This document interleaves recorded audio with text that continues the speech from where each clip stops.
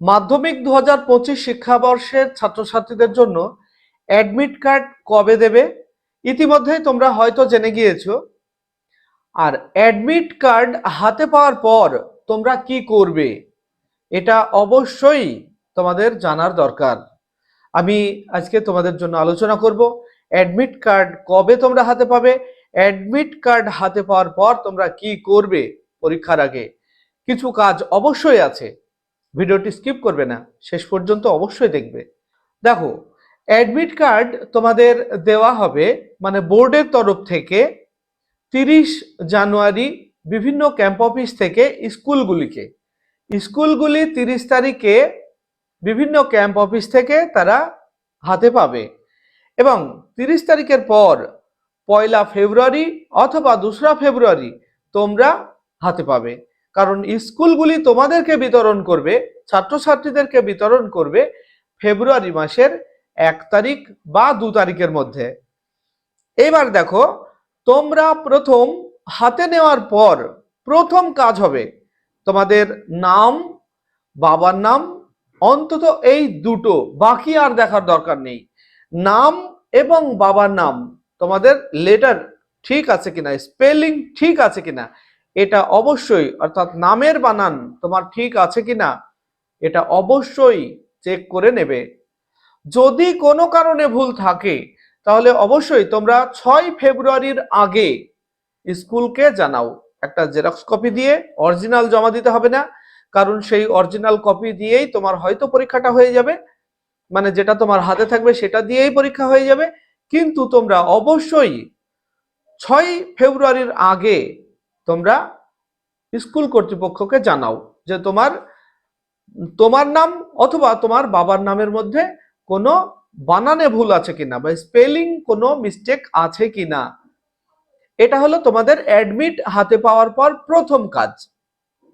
এরপর যদি সব ঠিক থাকে তাহলে কি করবে, তাহলে তোমরা তোমার যে রোল আছে অ্যাডমিটে, রোল আর নম্বর, রোলটা হলো স্কুল কোড আর নম্বর থাকে দেখবে এটা হলো স্টুডেন্ট কোড। অর্থাৎ তোমার স্কুলের একটা কোড থাকবে, এটা হলো রোল, আর ছাত্রছাত্রীদের ওই স্কুলের যে ছাত্রছাত্রী আছে তাদের জন্য একটা সিরিয়াল নাম্বার, এটা হলো নম্বর। অর্থাৎ রোল আর নম্বরের জন্য দুটো বক্সে দেখবে দুটো সংখ্যা বসানো আছে, এটাকে আমরা একসঙ্গে রোল নম্বর বলি। কিন্তু রোল আলাদা, নম্বর আলাদা। রোলটা হলো স্কুলের কোড, মানে প্রত্যেকটা তোমার স্কুলে যতগুলো ছাত্র আছে প্রত্যেকের রোল কিন্তু এক। আর নম্বর যেটা, এই নম্বরের বক্সে যে সংখ্যাটা থাকবে এটা কিন্তু তোমাদের প্রত্যেক ছাত্রছাত্রীর নম্বরটা আলাদা আলাদা। এইবার তোমরা কি করবে, পরীক্ষার আগে যে কটা দিন তোমরা হাতে তোমার অ্যাডমিটটা আছে ফাইলের মধ্যে রেখে দেবে না। তোমরা অবশ্যই অন্তত একবার করে হলেও রোল আর নম্বর এটা খাতায় লিখে প্র্যাকটিস করতে থাকো। আর সঙ্গে রেজিস্ট্রেশন নাম্বার দেখবে তার নিচে, মানে রোল নম্বর তার নিচে রেজিস্ট্রেশন নম্বর আছে দেওয়া। এই রেজিস্ট্রেশন নম্বরটা তোমরা অবশ্যই প্র্যাকটিস করো, খাতায় লেখো। মানে তোমরা একটা ফরম্যাট তৈরি করে নাও, রোল নম্বর আর রেজিস্ট্রেশন নম্বর, তিনটে ফরম্যাট করে নাও। দিয়ে এই তিনটেকে কিন্তু পরীক্ষা দিতে যাওয়ার আগে বারবার তোমরা এই সংখ্যাগুলোকে লিখে প্র্যাকটিস করতে থাকো। আর একটা পয়েন্ট, অ্যাডমিট কার্ডে অবশ্যই centre name, exam centre name অর্থাৎ এক্সামিনেশন সেন্টার নেম, এইটা কিন্তু একটা স্কুলের নাম অবশ্যই থাকবে। তুমি যে স্কুলে পরীক্ষা দেবে সেই স্কুলের নাম থাকবে, মানে তোমার সেন্টার যে স্কুলে হচ্ছে সেই স্কুলের নাম থাকবে। এই নামটা কিন্তু তোমার অ্যাডমিট কার্ডে দেওয়া থাকবে। এই নামটাকেও তুমি বারবার একটা রাফ পেজে প্র্যাকটিস করতে থাকো।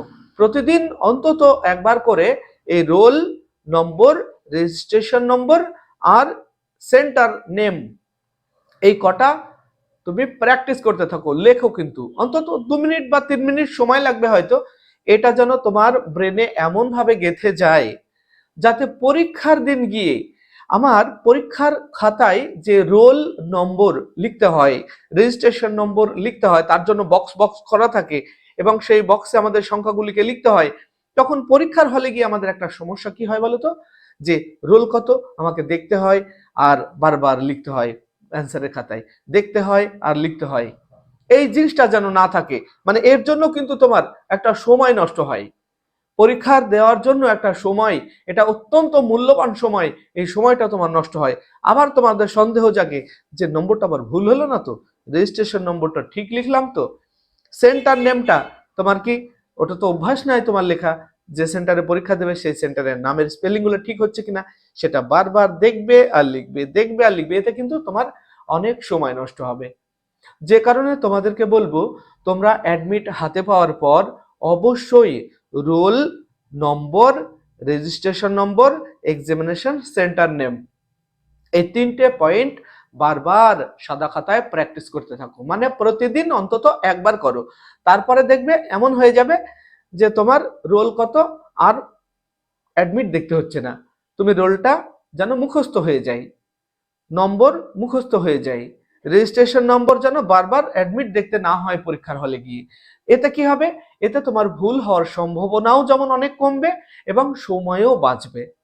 যে কারণে মাধ্যমিক পরীক্ষা একটা অত্যন্ত গুরুত্বপূর্ণ পরীক্ষা তোমাদের জীবনের, আর এখানে সময় বাঁচানোর একটা ভালো উপায় অ্যাডমিটের রোল নম্বর, রেজিস্ট্রেশন নম্বর এবং সেন্টার নেম, এই কটা অপশন বাড়িতে প্র্যাকটিস করে নেওয়া। তো যাই হোক, আরো একবার স্মরণ করে দিই, তোমরা অ্যাডমিট হাতে পাওয়ার পর অবশ্যই তোমার নামের বানান ঠিক আছে কিনা, বাবার নামের বানান ঠিক আছে কিনা, এই দুটো বানান অবশ্যই দেখে নেবে। বাকি আর বানান ঠিক আছে কি না আছে তোমার দেখার দরকার নেই, কারণ ওগুলি সবার জন্য। আর রোল নম্বর, রেজিস্ট্রেশন নম্বর আর centre name, exam centre name, এই কটা অবশ্যই প্র্যাকটিস করতে থাকো। ভিডিওটি তোমাদের কেমন লাগলো? যদি ভালো লাগে তাহলে লাইক, কমেন্ট এবং অবশ্যই শেয়ার করবে। আর আমাদের চ্যানেলটি যদি এখনো সাবস্ক্রাইব না করে থাকো তাহলে অবশ্যই চ্যানেলটিকে সাবস্ক্রাইব করে নেবে। আর তুমি যদি ফেসবুক থেকে দেখে থাকো তাহলে অবশ্যই আমাদের ফেসবুকের পেজটিকে ফলো করে নেবে। আসছি পরবর্তী ভিডিও নিয়ে, সেই পর্যন্ত সবাই ভালো থাকবে, সুস্থ থাকবে।